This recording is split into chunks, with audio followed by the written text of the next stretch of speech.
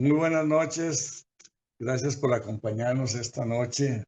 Es una actividad muy especial. Yo creo que es la actividad que más espera todo el mundo. Gracias a una gran idea que tuvo la doctora Iris Feigenstich, que todos la conocemos y que está aquí con nosotros. Es una conferencia de orgullo nacional en el extranjero. Son médicos costarricenses que por alguna u otra razón se han permanecido en el extranjero, donde realizan una extraordinaria labor, y nos gusta compartirla con todos los costarricenses para que sirva de iluminación y de ejemplo. Quiero recordarles a todos los que están aquí esta noche que mantengan el teléfono apagado, que tengan el micrófono apagado para no interrumpir. Vamos a proceder a la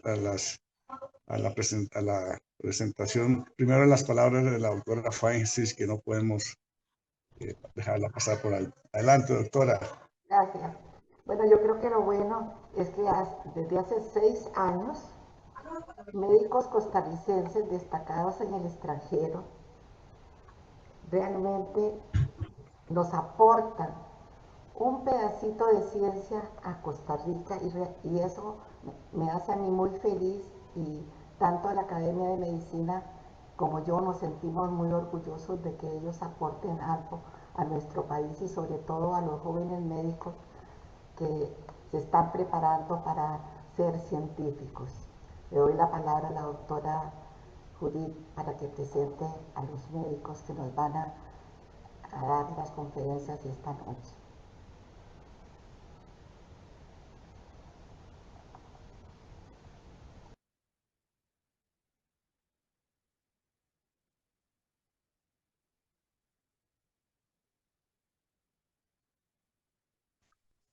Doctora Jiménez, el micrófono.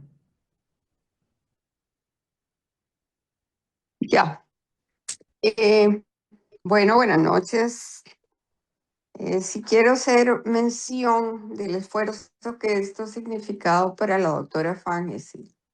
Cuando ella empezó con esto, pues estábamos en otra situación y ella siempre se imaginaba un acto muy pomposo, muy elegante como es ella. Sin embargo, el hecho de que nos hayamos trasladado al Zoom no le quita prestancia. La calidad de los invitados siempre nos ha dejado muy buen sabor en la boca.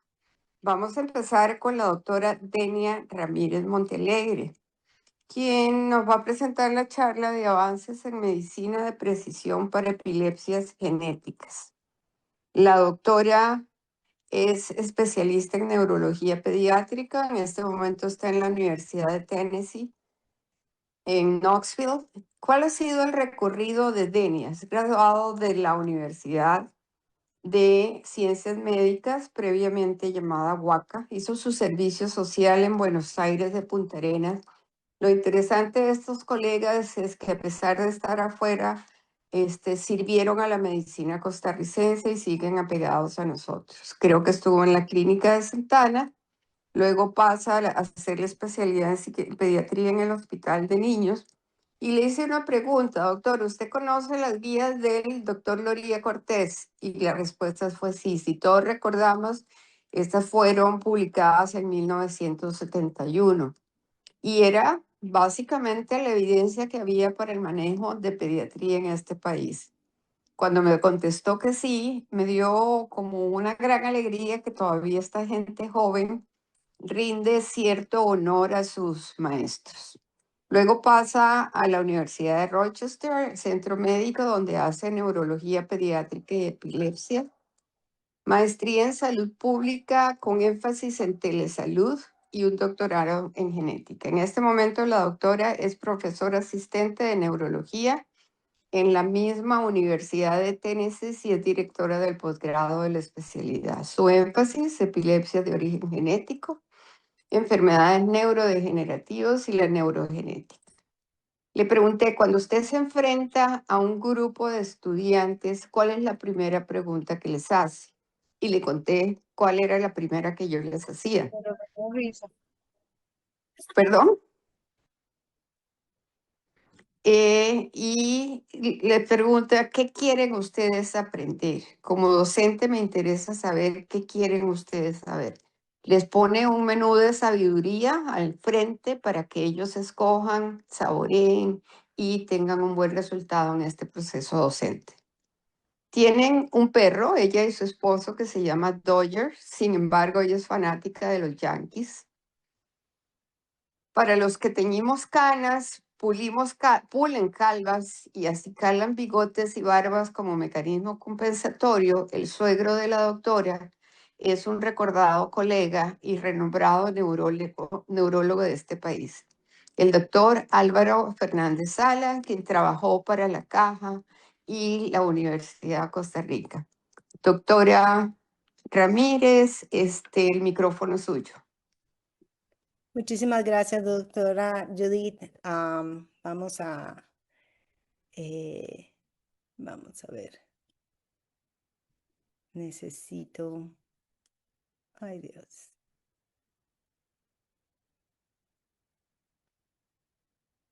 Yo creo que aquí, por alguna razón, ahorita no me está saliendo la opción de compartir. Aquí, acá abajo. Disculpe. Perfecto.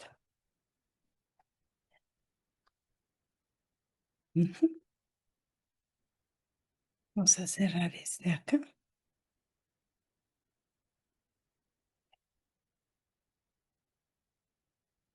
¿Pueden ver el screen ustedes? Porque ya a mí se me perdió. Sí, Muy doctora. bien, muy bien. Perfecto. Vamos a ver qué ocurrió, porque yo sí no lo puedo ver. No.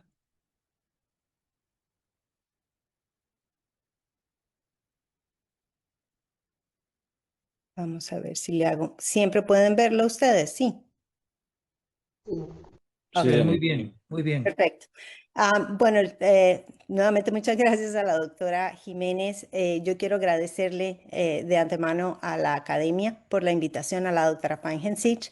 Y para mí es un honor poder compartir un poquito en este espacio. Le agradezco también a los presentes, a la gente que se ha conectado y que nos está acompañando. En los próximos 20 minutos a mí me gustaría compartir con ustedes el cambio en el paradigma del tratamiento de epilepsias. Y para eso quiero empezar con un ejemplo. Imaginemos en este paradigma dos pacientes con epilepsia, dos niños con una edad de presentación similar, con hallazgos electroencefalográficos similares, que tienen en principio y por fenotipo una patología que pareciera que es la misma. Estos niños se tratan y un niño resuelve o responde muy bien al tratamiento, pero el otro niño no. Y aquí nos viene la pregunta de qué es lo que hace la diferencia entre esos dos pacientes que fenotípicamente deberían haber respondido de manera similar al tratamiento. Esta pregunta en realidad genera la razón detrás de la medicina de precisión y para responderla necesitamos entender qué significa medicina de precisión. Mi objetivo obviamente no es hacer una revisión exhaustiva de todas las de las epilepsias genéticas, porque eso es un tema muy extenso. Mi intención en realidad es que al terminar la charla nos llevemos dos ideas. La primera es que la medicina de precisión va más allá de un diagnóstico genético o de un gen alterado, y que entendamos que el mecanismo biológico puede modificar las decisiones terapéuticas para estos pacientes. Con esto en mente, ¿qué entendemos por medicina de precisión? Es el enfoque emergente para el tratamiento y prevención de enfermedades que toma en cuenta la variabilidad y el estilo de vida de cada persona. Hoy integramos genoma, investigación, inteligencia artificial, metaboloma, y todo esto se pone dentro de lo que se llama Big Data, que es la integración de datos genómicos y clínicos, y eso nos permite identificar no solo genes, sino comprender mejor la biología que nos permite desarrollar mejores terapias.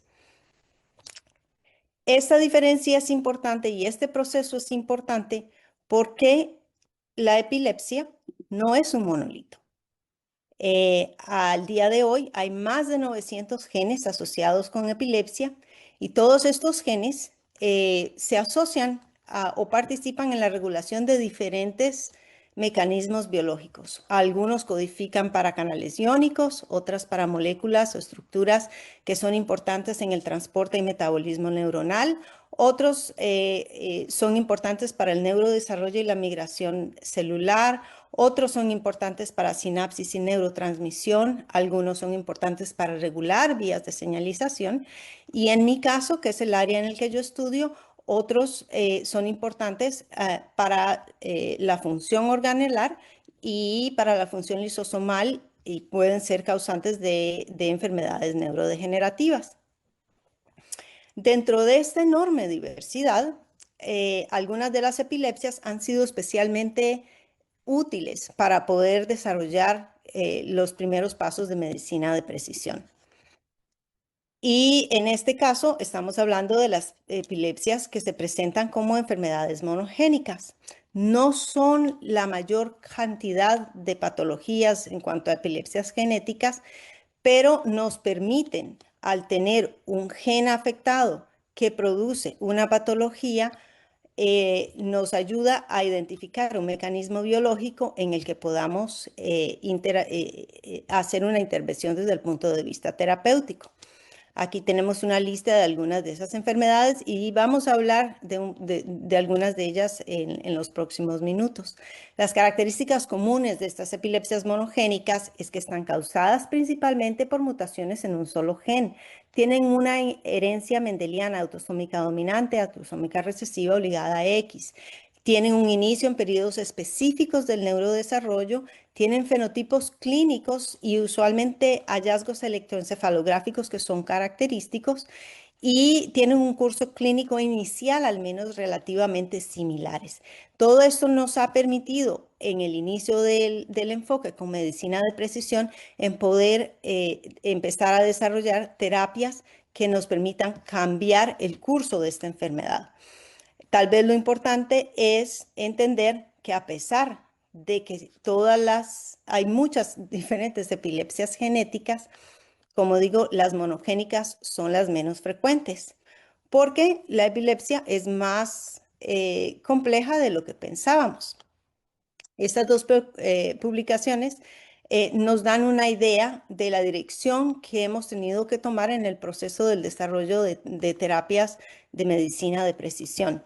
Este es un metaanálisis que hizo la Liga Internacional contra la Epilepsia, en el que encuentra que más genes, encuentra 26 locus de riesgo en los que, como podemos ver en este plote de Manhattan, hay muchísimos diferentes genes que en un área relativamente restringida están localizados.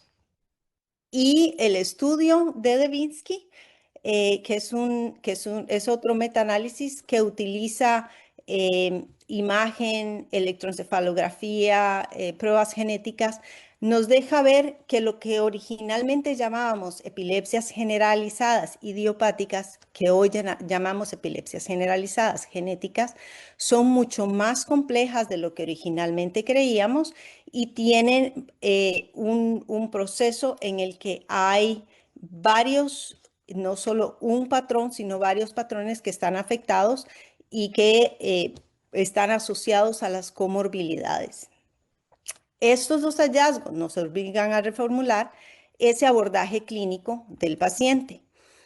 Y entonces entramos en lo que era el paradigma tradicional, que era hacer un electroencefalograma, encontramos unas crisis que el paciente tiene anomalías, con base en eso hacemos una clasificación clínica del síndrome y utilizamos tratamientos meramente sintomáticos, anticonvulsivantes empíricos, que tiene como meta tratar de controlar las crisis. El nuevo paradigma no se queda aquí. El nuevo paradigma que de todos modos involucra ese fenotipo clínico, nos guía a un diagnóstico genético que nos permite identificar un mecanismo fisiopatológico y así poder desarrollar un tratamiento dirigido a este mecanismo que nos va a dar mejores resultados, más eficacia, mejor seguridad y mejor pronóstico. Entonces, el objetivo ya no es controlar la crisis, sino que el objetivo significa intervenir sobre ese mecanismo responsable de la enfermedad para desarrollar mejores terapias. Por años, hemos usado ese paradigma de una forma el que yo llamo medicina de precisión a la inversa. La etosuximida, el valproato y la sonisamida, mucho antes de que entendiéramos en las crisis en la epilepsia de ausencias infantiles por qué eran tan eficientes, sabíamos que cualquiera de estos 3 medicamentos en pacientes con epilepsia de ausencia clásica infantil iban a responder bastante bien a tratamiento. Muchos años después entendemos cuál es la razón de este proceso.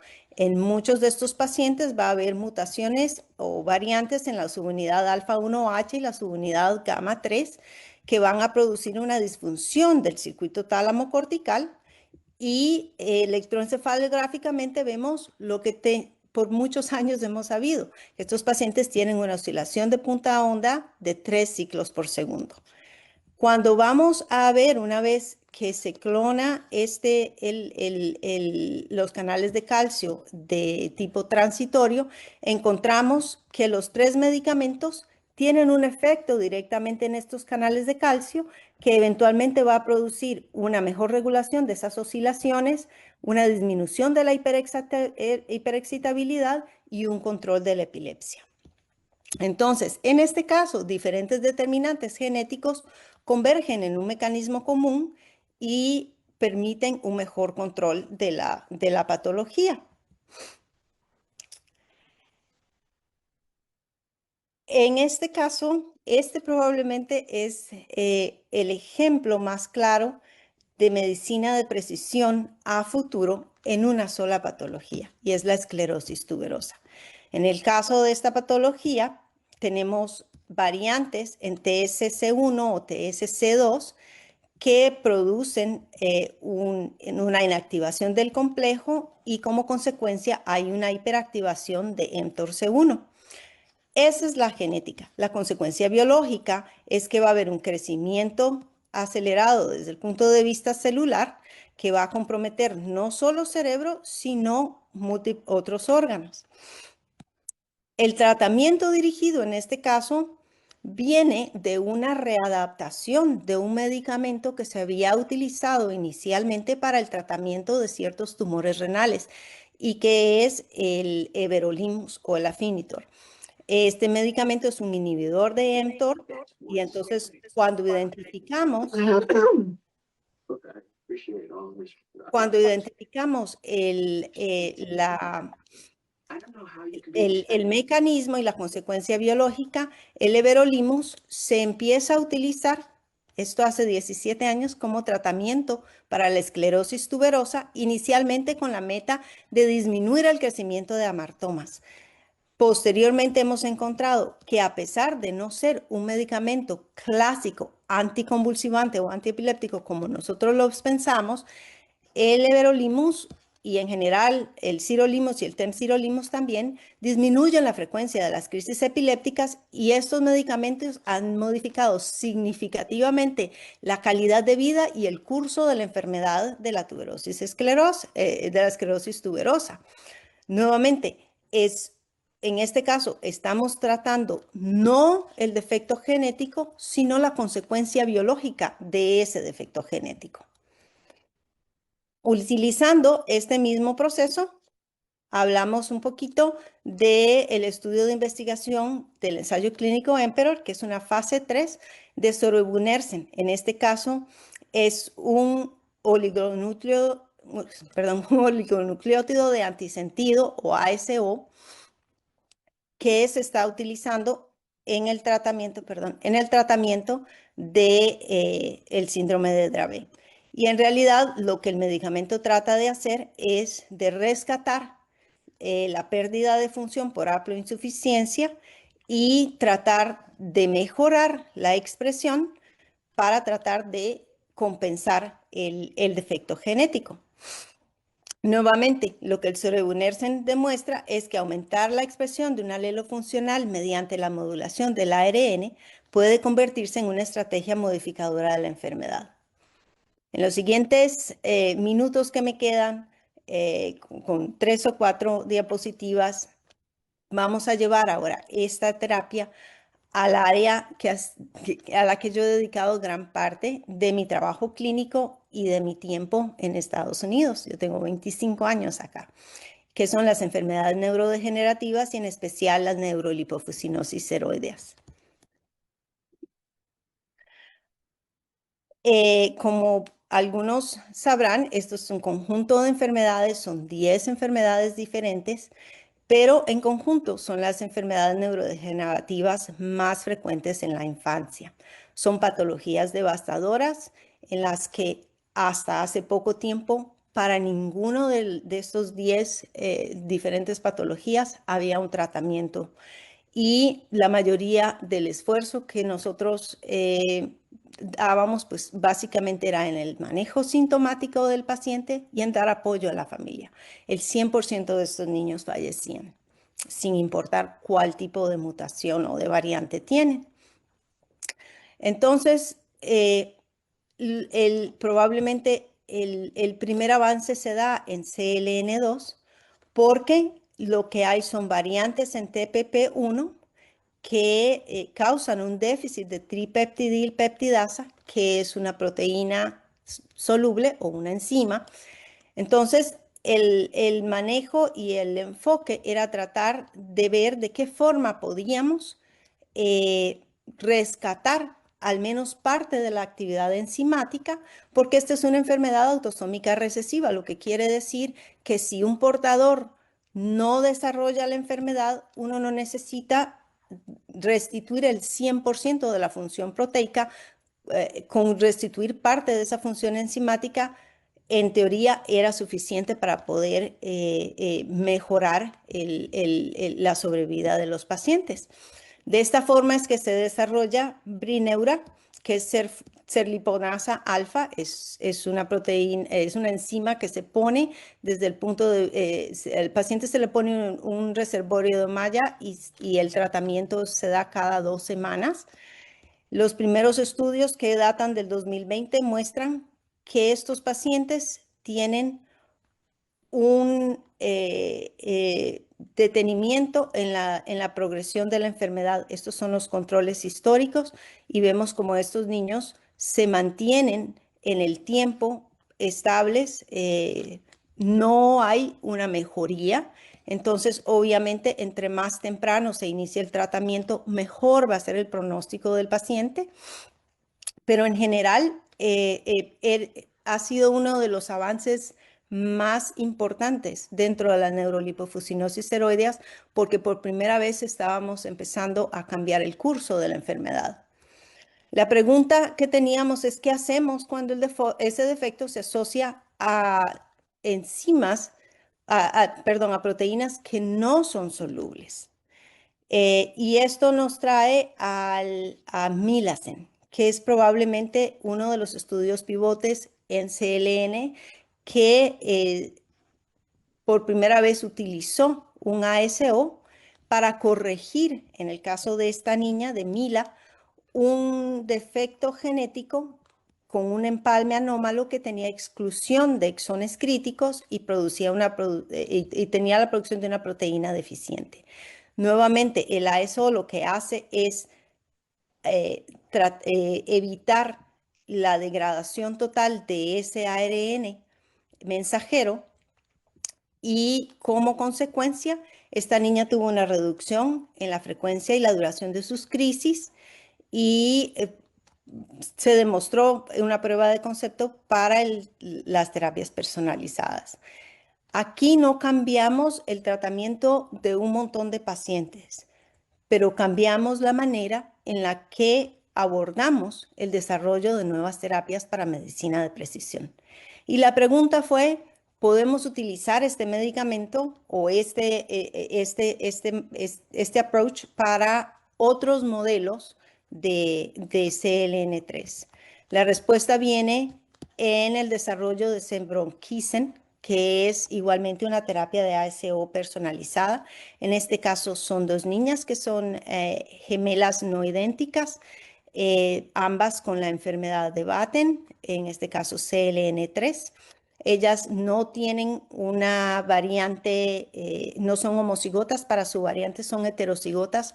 Una de la variante causa un defecto de ARN mensajero y entonces Cefdroxim es exactamente el mismo approach, el mismo manejo, que es tratar de rescatar por lo menos el 50% del producto para tratar de disminuir o al menos detener el progreso de la enfermedad.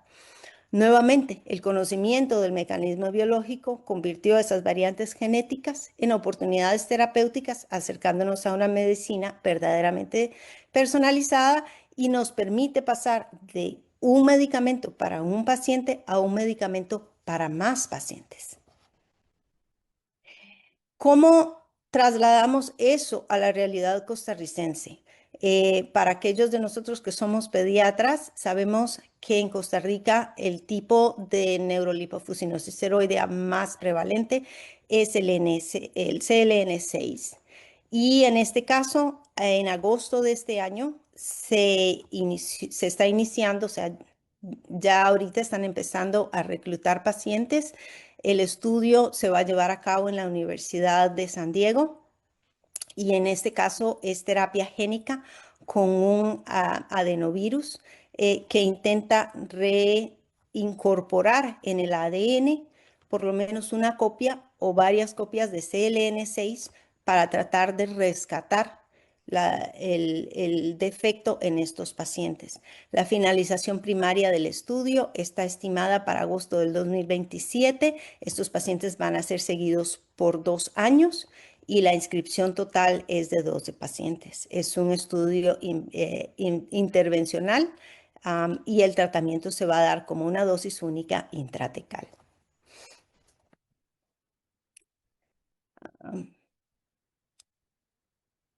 Entonces, todo indica que este es solo el inicio de un nuevo paradigma en el que estamos entrando en la medicina del siglo XXI. Esto que yo he hablado hoy de medicina de precisión aplicado a epilepsia, va a aplicar para muchas otras patologías, para muchas especialidades y subespecialidades, porque vamos a seguir desarrollando fármacos dirigidos, readaptando terapias, diseñando terapias génicas de reemplazo con ASO y probablemente diseñando terapias que en este momento todavía ni siquiera nos imaginamos. Volviendo a nuestra respuesta, perdón, a la pregunta, ¿por qué dos pacientes aparentemente con la misma patología evolucionan de manera diferente? Porque el gen identifica la enfermedad, pero el mecanismo determina la terapia. Detrás de todos estos avances, la realidad es que ha habido un común denominador. Alguien ha decidido seguir haciéndose preguntas. Y este es el mensaje que yo quiero con el que nos vayamos. Y es que cada gran avance en medicina comienza el día que alguien decide que no hay tratamiento. No puede ser la respuesta definitiva. Muchas gracias.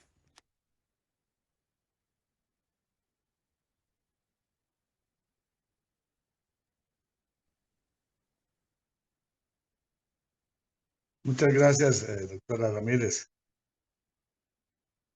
No sé si Brit. Aquí estoy. Doctora, necesito que se salga del teléfono o del otro dispositivo, por favor.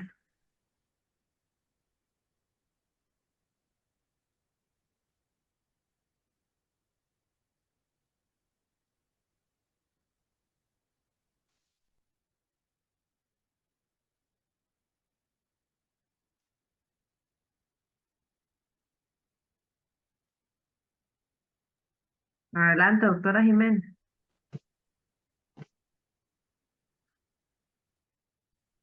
Buenas tardes. Dame un segundo para apagar el teléfono.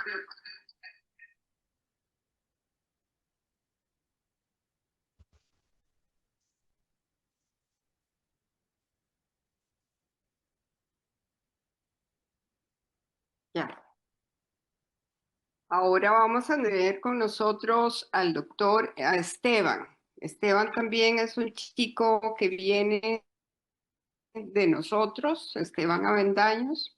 Se graduó en la Universidad de Costa Rica en el año 1996, me corriges. Hizo un doctorado en ciencias biomédicas y una maestría en salud pública. Trabajó en áreas limítrofes sociales para la institución. Me contó que trabajó en los Cuadros de Guadalupe y en el Instituto Costarricense del Cáncer, en el cual estuvo, y el polvorín político hizo que esto no continuara. Luego pasó a trabajar en la clínica de Guadalupe y en este momento el doctor nos está hablando de lo que es enfermedades infecciosas, ha sido su fuerte, salud pública. De hecho, es de los pioneros en el programa PROA en el Hospital San Juan de Dios, que es el uso adecuado de antibióticos. Y en este momento yo no sabía, bueno, no sé si ustedes saben lo que es la medicina translacional, la investigación translacional. Entonces me tomé la libertad de buscar la definición, y es el proceso de aplicar los descubrimientos de la ciencia básica y los laboratorios para crear tratamientos, pruebas y herramientas médicas prácticas que benefician. O sea, lo que significa el cierre de la brecha entre la teoría científica y la atención clínica real. Tiene una maestría en la Universidad de Rochester School of Medicine and Dentistry, y en este momento es candidato a doctorado en ciencias biomédicas translacionales e investigación en envejecimiento, longevidad y neurociencias. Una de las preguntas que se le hizo, si su investigación, bueno, no sabemos, ahorita acabamos de oír a la doctora que todo avanza, si esto va a ser posible, que enfermedades degenerativas que nos acompañan a los viejos o nos van a acompañar, van a poder ralentizarse, van a poder ser prevenibles, y aplicar todo esto que significa traslación del laboratorio y cerrar la brecha entre la investigación y la clínica.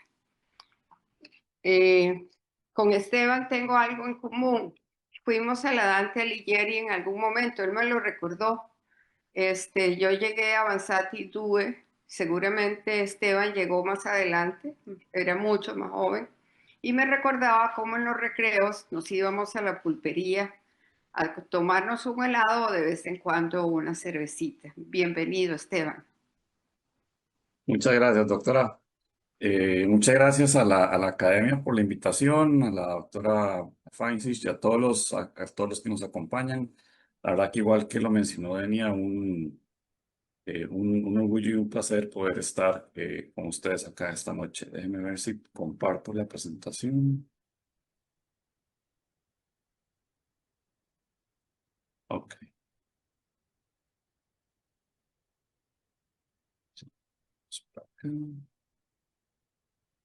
Y sí, ahí ven la pantalla, ¿verdad? Sí, señor, perfecto. Sí, señor. Listo. Pues como lo mencionó la doctora, pues bueno, yo he estado en diferentes aspectos. Estuve y conocí a Denia en la Universidad de Rochester en el 2001. Denia estaba terminando la maestría y yo estaba empezando la misma maestría junto con la doctora Dimare, que por ahí también vi que nos acompaña.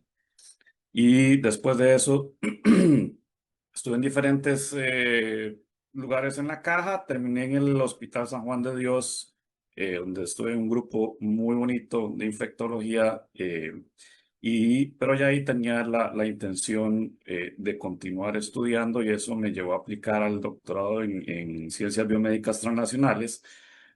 Con mi idea inicialmente era estudiar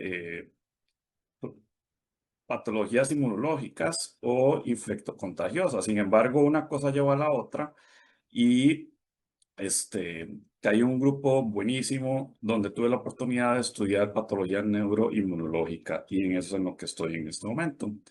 Entonces, todo el bagaje de salud pública y de la parte que me interesa mucho, que es la medicina de prevención y la parte de envejecimiento saludable, es en lo que estoy yo trabajando.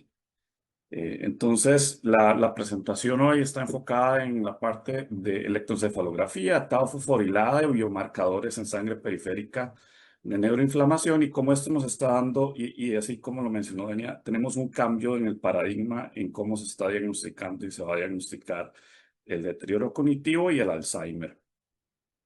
Vamos a ver. Ok. Entonces, ¿qué es la memoria de trabajo? Hacer un repaso acá. La memoria de trabajo es esta habilidad que tenemos todos para almacenar y manipular temporalmente información para poder llevar a cabo una acción determinada. Entonces, en este ejemplo, si estamos en una cancha de básquetbol, queremos anotar una canasta, tenemos que ponerle atención a las diferentes información que se nos está brindando del ambiente, ¿verdad? Entonces, esta información puede venir mediante la visión, el oído, ¿verdad? El proceso de diferentes partes del cuerpo. Entonces, esta integración que se hace a nivel cerebral y ese proceso de poder lograr la anotación es lo que llamamos la memoria de trabajo. Ahora, ¿qué sucede con el Alzheimer? La memoria de trabajo es uno de los primeros procesos cognitivos que se pierde y sabemos que la enfermedad de Alzheimer es la patología que produce demencia en mayor cantidad a nivel mundial.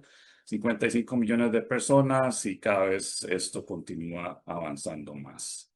Entonces, tenemos que es un problema serio que está avanzando y entonces, ¿qué hacemos en nuestro laboratorio? Mi trabajo de investigación se enfoca en cómo podemos utilizar la memoria de trabajo, ¿verdad? Entonces, en donde podemos tener incorporación de enfermedad auditiva, información visual, en estos procesos en donde el sistema del mecanismo original que fue identificado por Bartley y Hitch en el año 74 de la memoria de trabajo compartimental todavía sigue vigente, ¿verdad? Entonces tenemos un área ejecutiva central que maneja muchos de los procesos integradora, que es la corteza, la corteza prefrontal. Tenemos todos los procesos que incorporan a la mente y al cerebro las fuentes de información. Y tenemos esto que le llaman el buffer episódico, que está relacionado con la transición y la interconectividad, ya sea con las áreas prefrontales, pero además con la memoria a largo plazo.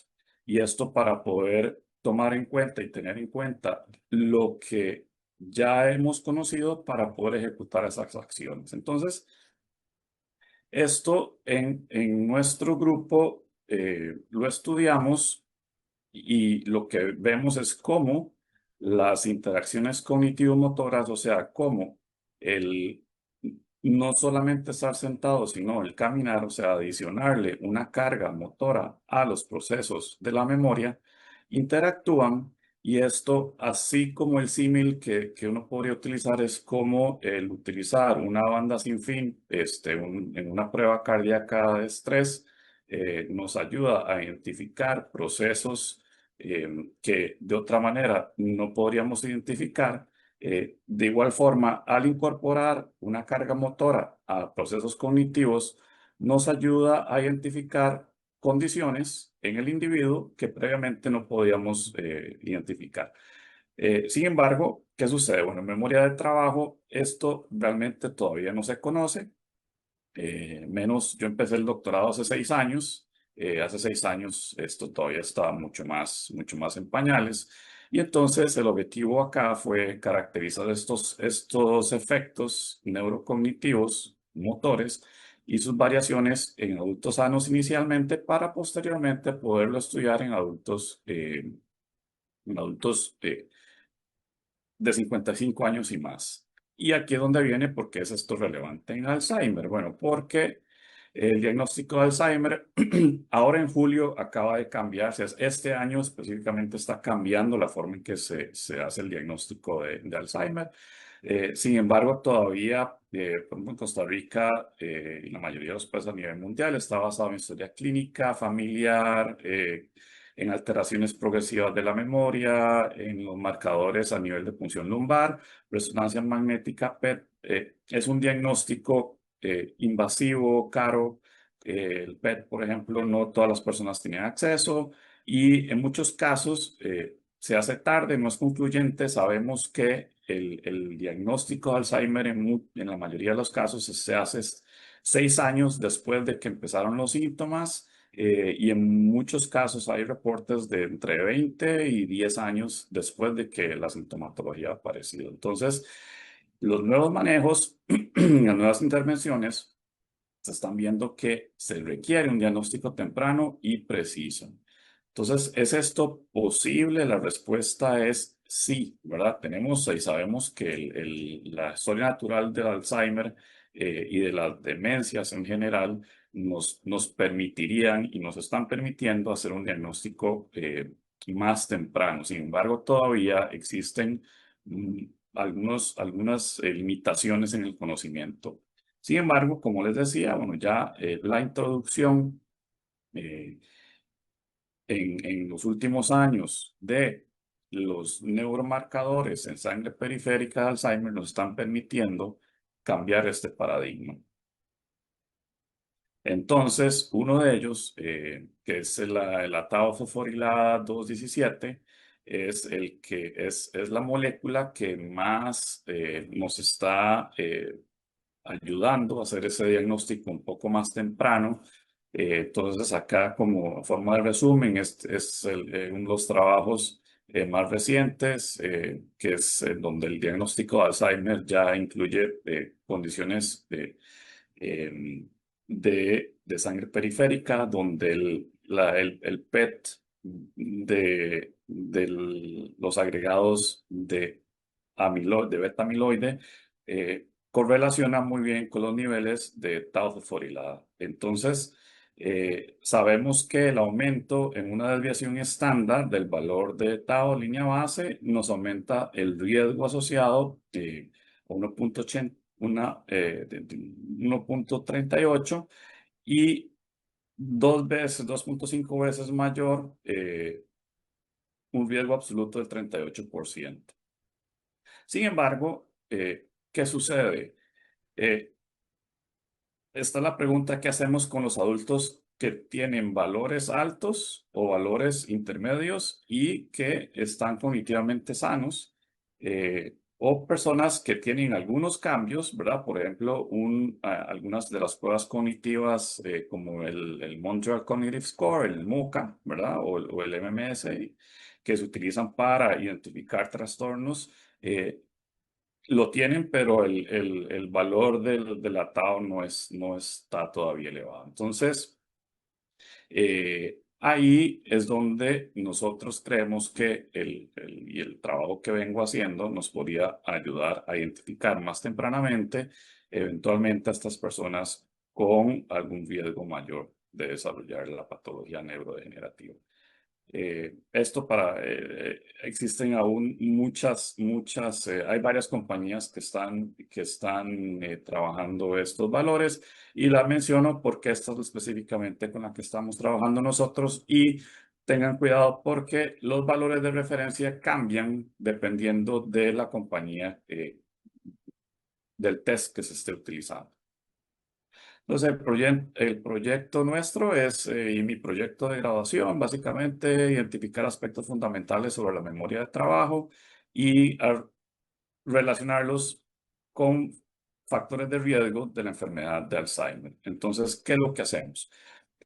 Tenemos un sistema donde ponemos a las personas a caminar en una banda sin fin, están viendo una pantalla, esta pantalla les pasamos un test cognitivo de memoria de trabajo y grabamos electroencefalografía de alta densidad, son 128 electrodos, mientras que al mismo tiempo grabamos mediante la creación de un avatar el movimiento. Entonces, podemos investigar aspectos cognitivos de la capacidad de respuesta.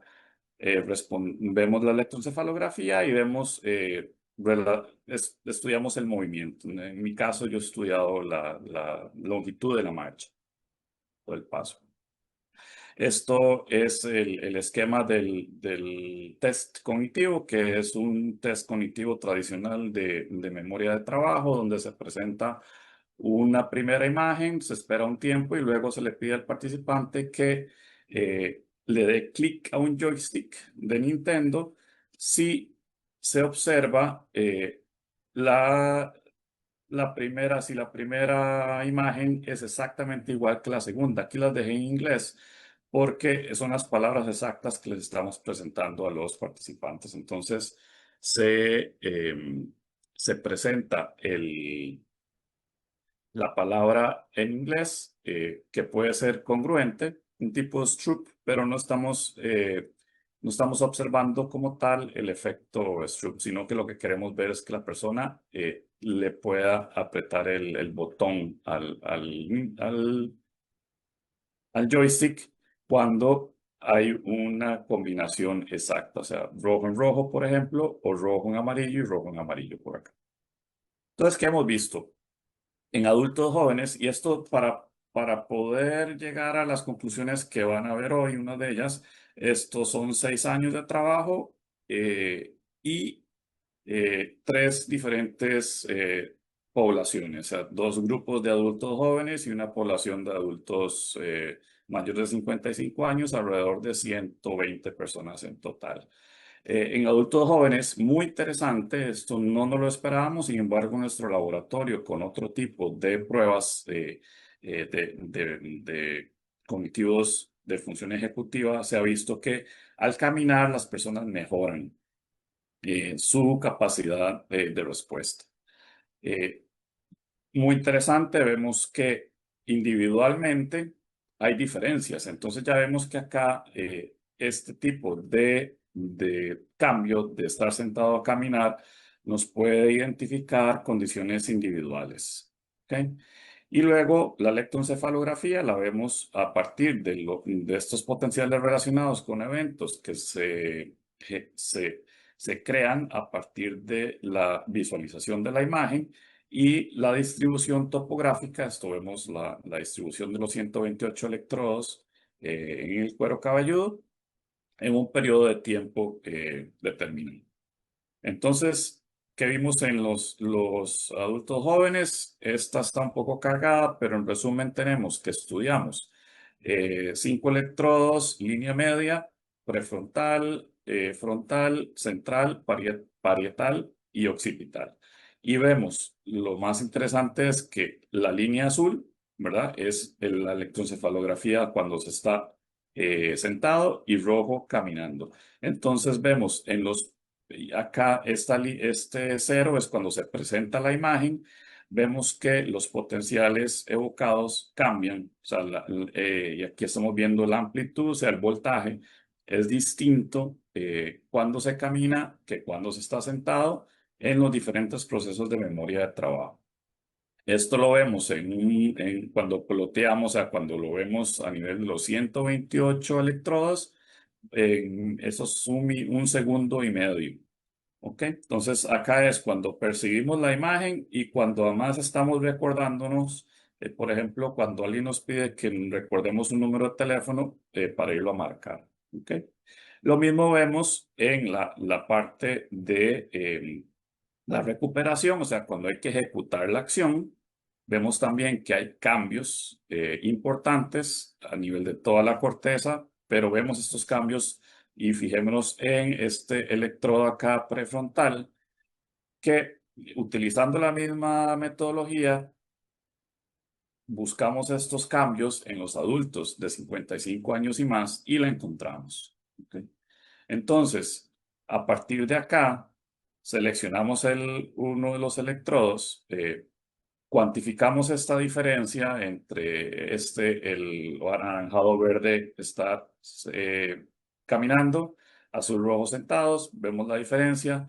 Vemos además que hay un cambio topográficamente, se observa muy bien el cambio que hay entre estar sentado y estar caminando al ejecutar la prueba en los periodos relacionados con la memoria de trabajo, y los mismos sujetos les cuantificamos la tau fosforilado 17 y otras proteínas como la proteína glial fibrilar acídica.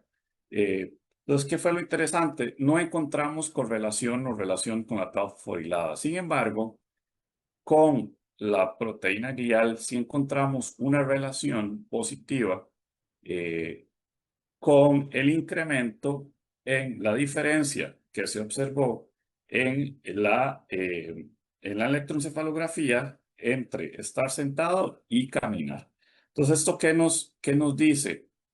Que posiblemente, ¿verdad? Eso es un estudio, este último estudio es eh, exploratorio aún, pero es muy promisorio porque podría ser que tengamos cambios no solamente electroencefalográficos, sino que además una relación metabólica con estos cambios que la podemos cuantificar en sangre periférica y que nos podría llevar eventualmente a a un diagnóstico o a una identificación más temprana de todo lo que serían cambios que pueden llevar al trastorno neurocognitivo. Limitaciones, como siempre, en cualquier estudio, no es perfecto si no tiene limitaciones, pero podríamos tener algunas aplicaciones, ¿verdad? Para la detección temprana de Alzheimer, eventualmente, y algunas perlas, como nos solicitó la doctora Feinsisch, que desde que estuvimos por ahí en pediatría nos recordamos de aquellas perlas. Caminar influencia la capacidad cognitiva y está evidenciada por medio de cambios a nivel del comportamiento y de la neurofisiología. Caminar, o sea, aquí la perla es que hay que caminar, y que caminar nos está ayudando a identificar posiblemente trastornos neurodegenerativos junto con los avances a nivel molecular de forma más temprana. Y muchas gracias a todos. El apoyo que he tenido de amigos de Costa Rica para realizar este doctorado, ustedes no tienen idea. Compañeros de la Clínica Jiménez Núñez, del Hospital San Juan de Dios, y a todos mis compañeros del laboratorio, sumamente agradecidos porque sin ellos no estaría siendo posible este proyecto.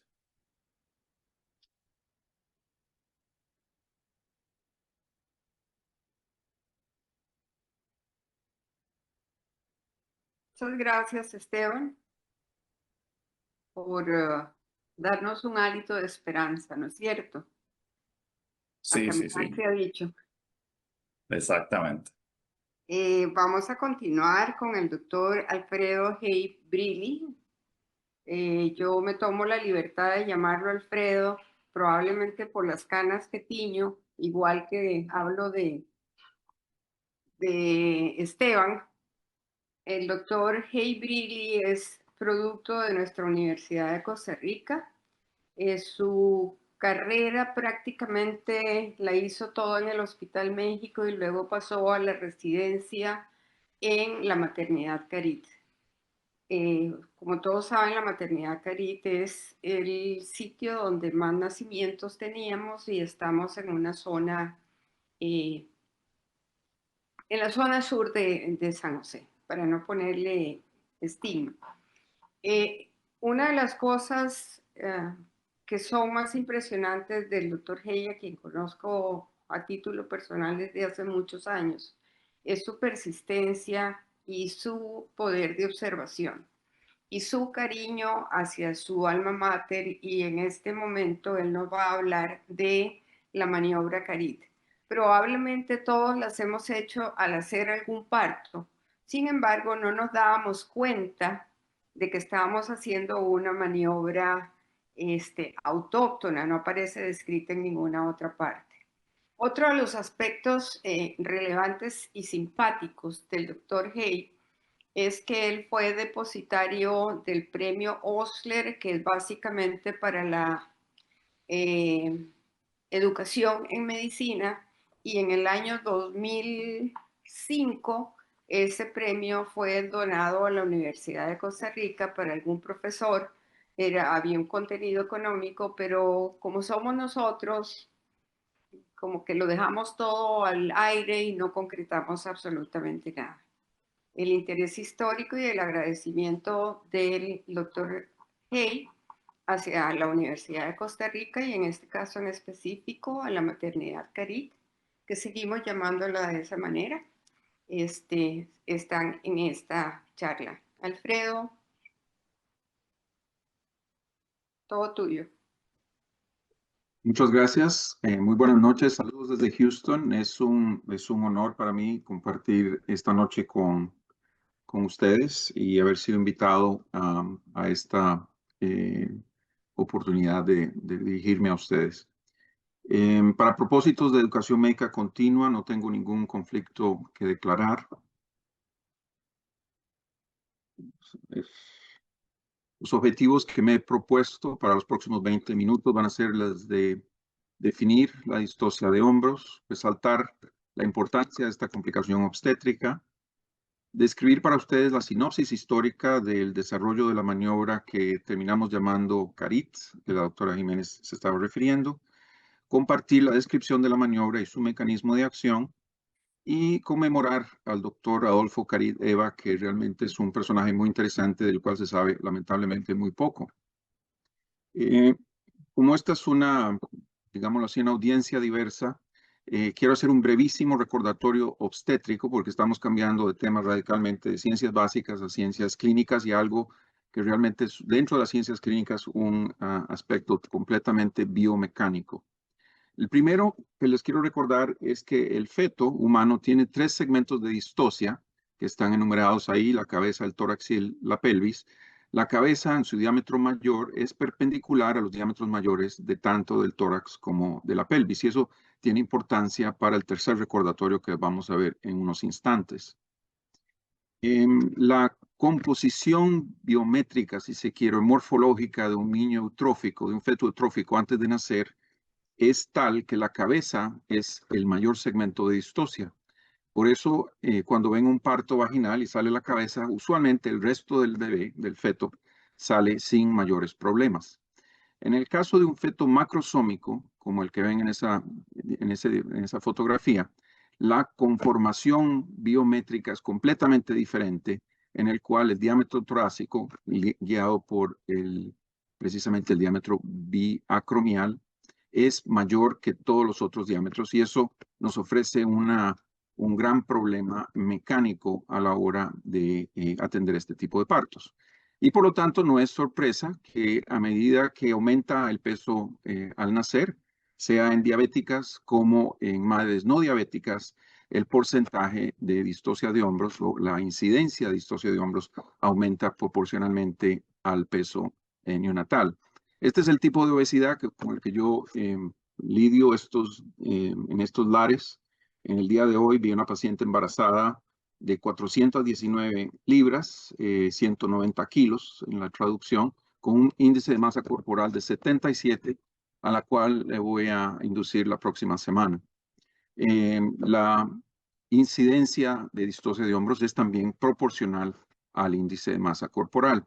El segundo recordatorio es que tanto la bipedestación como la encefalización en el ser humano nos ha complicado el proceso del parto. En otras palabras, la evolución.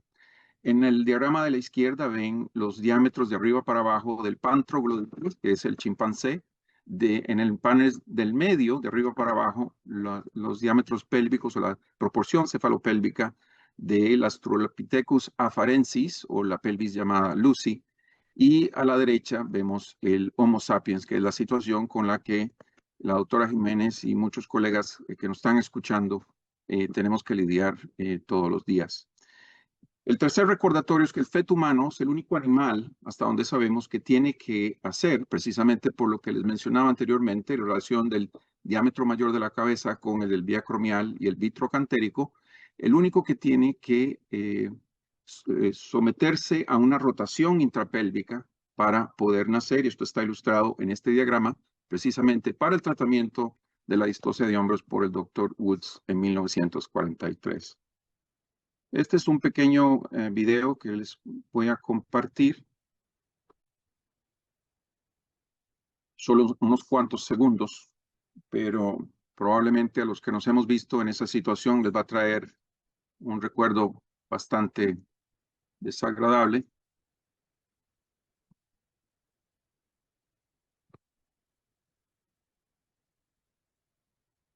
Disculpen por la presentación accidentalmente.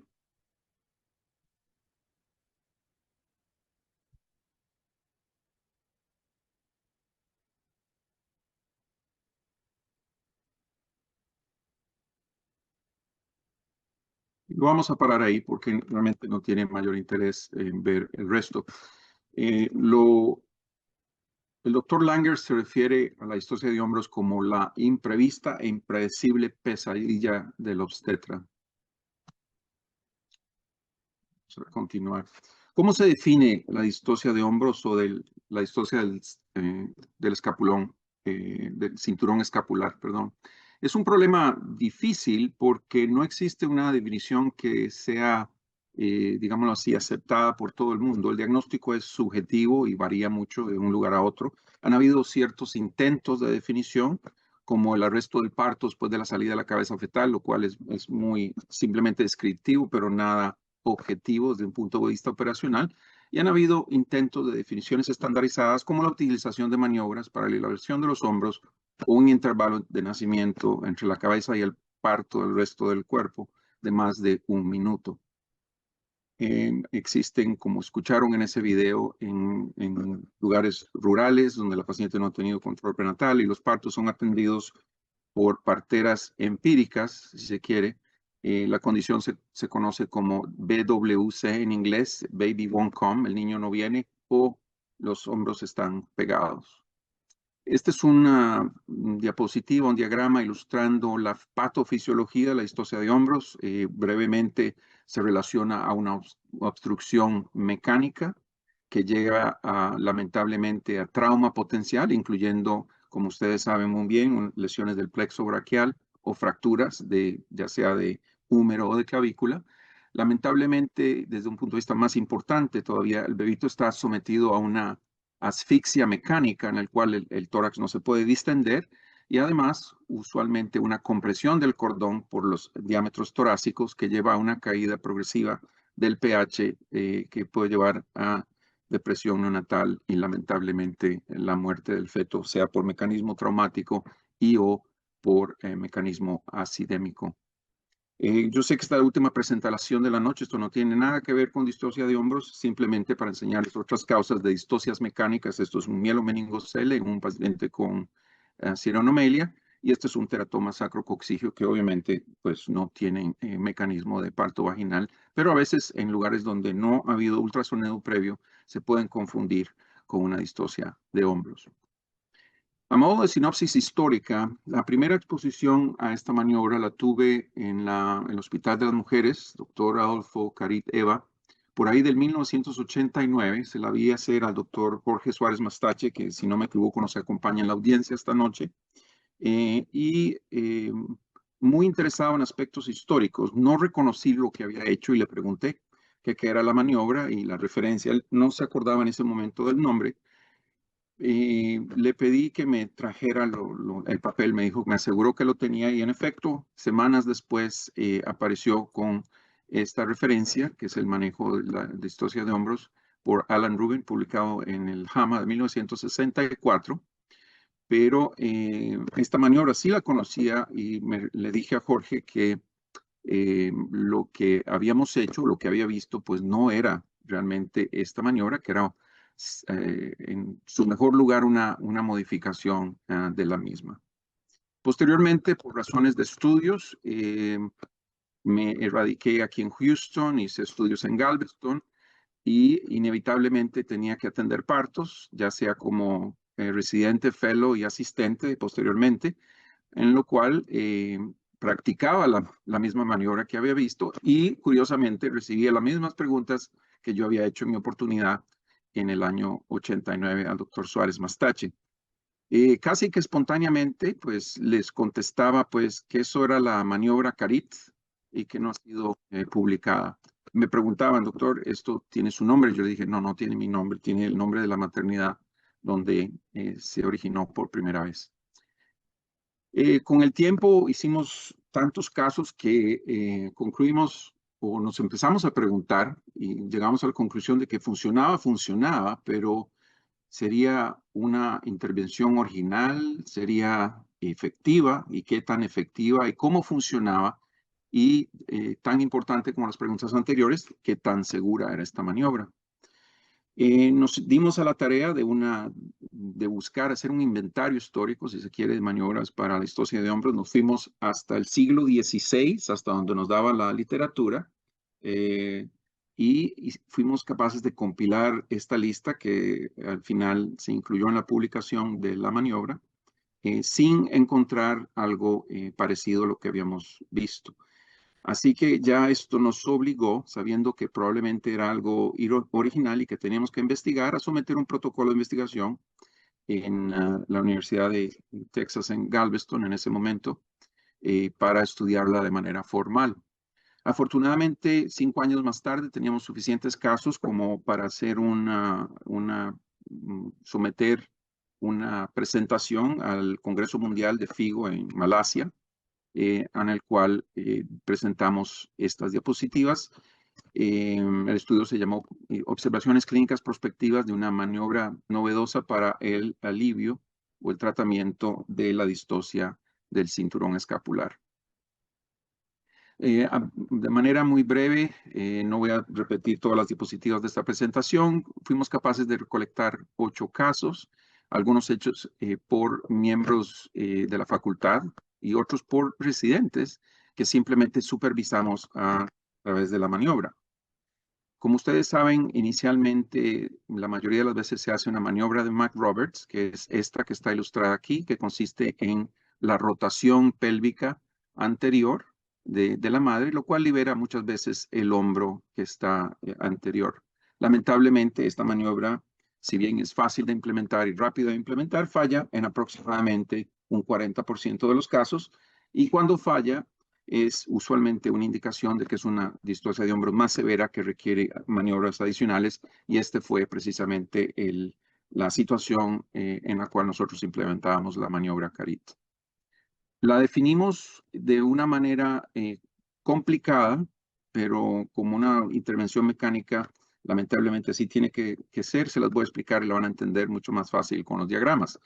Pero lo definimos como una rotación ventral bimanual de la cabeza fetal mientras apoyamos el cuello en una dirección contralateral a la restitución espontánea, con fin de desplazar el hombro anterior de la sínfisis y así obtener el parto.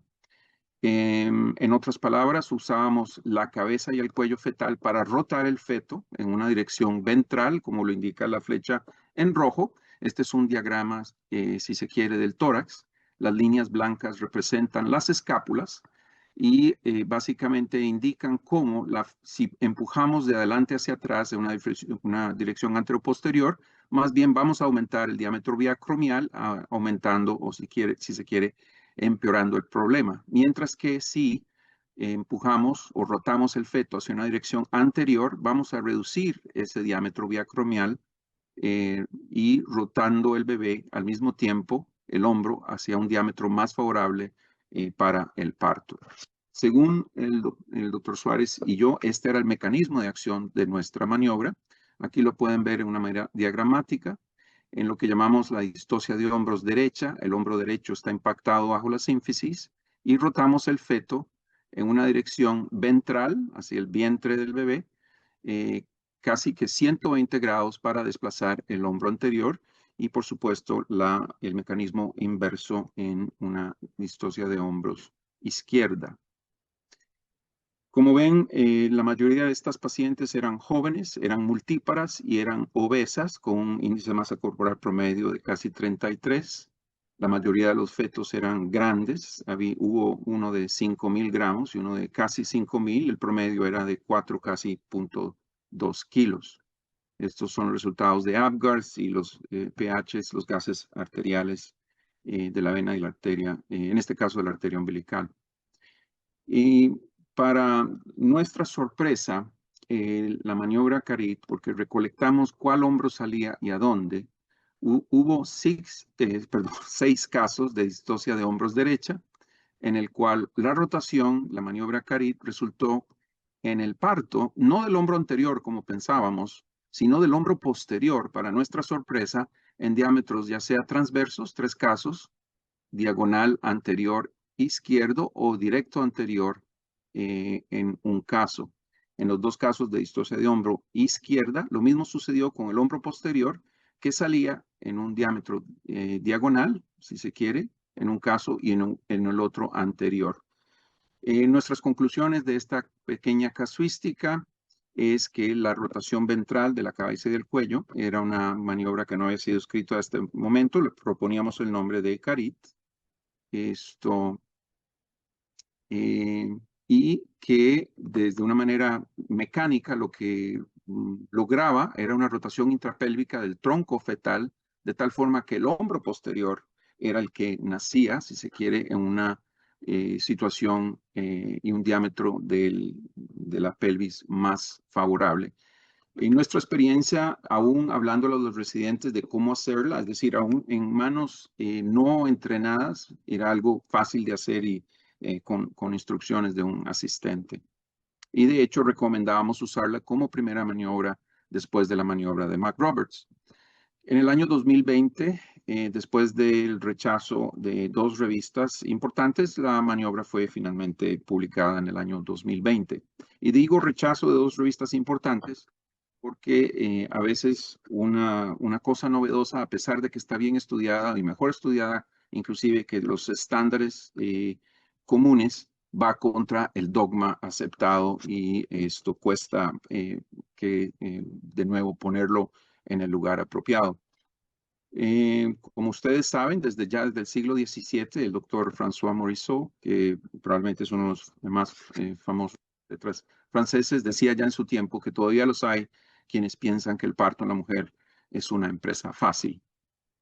El doctor Carit Eva presumiblemente nació en 1833, no sabemos exactamente en qué fecha o en qué lugar, era de familia francesa. Él mismo se denominaba de nacionalidad francesa y los documentos que se archivan en el Archivo Nacional lo documentan como francés. Murió, sí, en 1917 en Chacarita, Punta Arenas, donde está enterrado y ahorita les voy a enseñar una foto de su tumba. Esta es, lamentablemente, la única foto que se conoce del doctor Carit. Era una persona muy tímida y no le gustaban para nada las fotografías. Esta se la obtuvieron casi que de manera de un engaño, si se quiere. La historia es bastante interesante al respecto. A diferencia de lo que se escribe en muchos de los sitios que he visto en Costa Rica, inclusive, en las sinopsis históricas, el doctor Carit no estudió en Francia, sino que en Estados Unidos fue un graduado del Colegio de Columbia, en el estado de Nueva York. Aquí está su nombre en francés. Se graduó de medicina en 1864. No se sabe exactamente si practicó o no. No hay mucho registro al respecto. Su papá fue el primero que puso una botica y droguería en 1833 en Costa Rica. Esta es una imagen de la casona del doctor Carit en el barrio que lleva su nombre, de 1922, y que fue la primera sede de la maternidad Carit. En 1958 este edificio si se quiere, se derrumbó y se reconstruyó. El doctor Carit fue muy conocido por su filantropía, donaba terrenos, donaba dinero para diferentes causas, muchas de manera anónima. Estos son los lavaderos Carit que existieron al sur de la maternidad de su mismo nombre, en la localización que ahí ven. Y para muchos podrá ser una sorpresa saber que el sanatorio que lleva el nombre del doctor Carlos Durán, precisamente en la foto de esta publicación de la Gaceta Médica de 1915, llevó por primer nombre, desde 1918 a 1931, el nombre del Sanatorio Carit, ya que fue él el que donó los terrenos en donde se construyó posteriormente el sanatorio que ahora lleva el nombre del doctor Carlos Durán. Como mencionábamos, el doctor Carit falleció a los 84 años, que para ese entonces era ya una edad, era muy longevo. A diferencia de lo que dice el periódico, esto no es cierto, él no cavó su tumba, sí fue al cementerio a visitarlo y dijo dónde quería que lo enterraran. Y recibió honras fúnebres con inclusive el grado en ese entonces.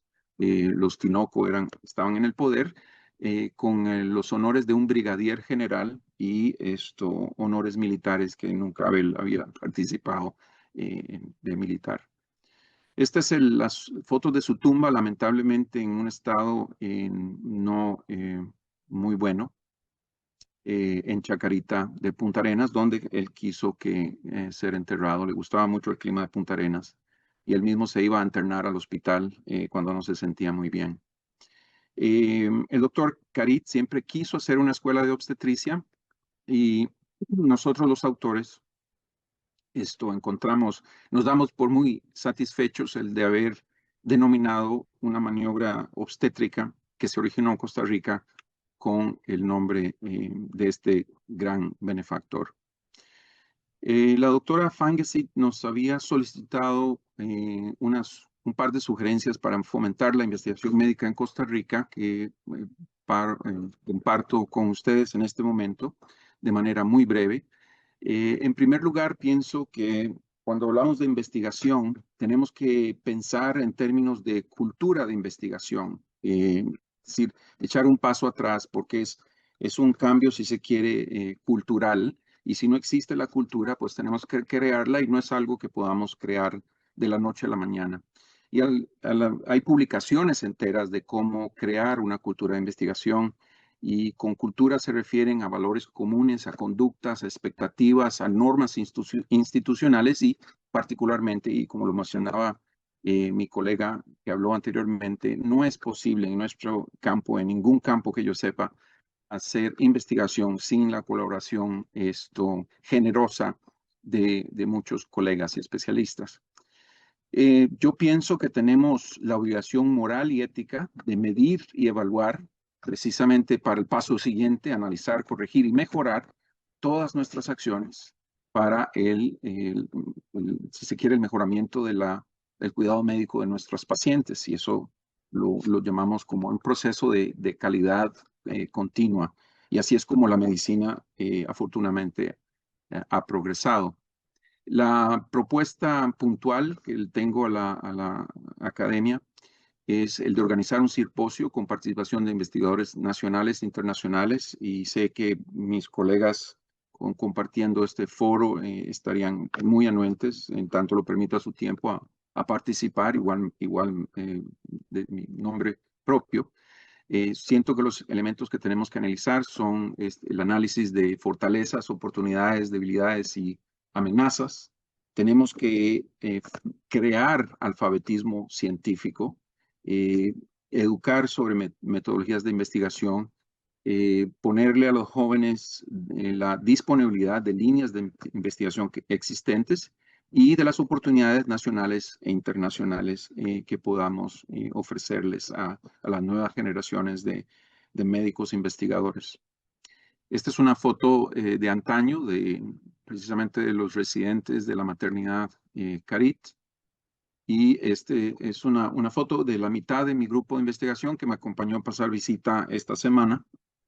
Nosotros estamos manejando 4 bases de datos propios, 3 estudios prospectivos, como 6 publicaciones.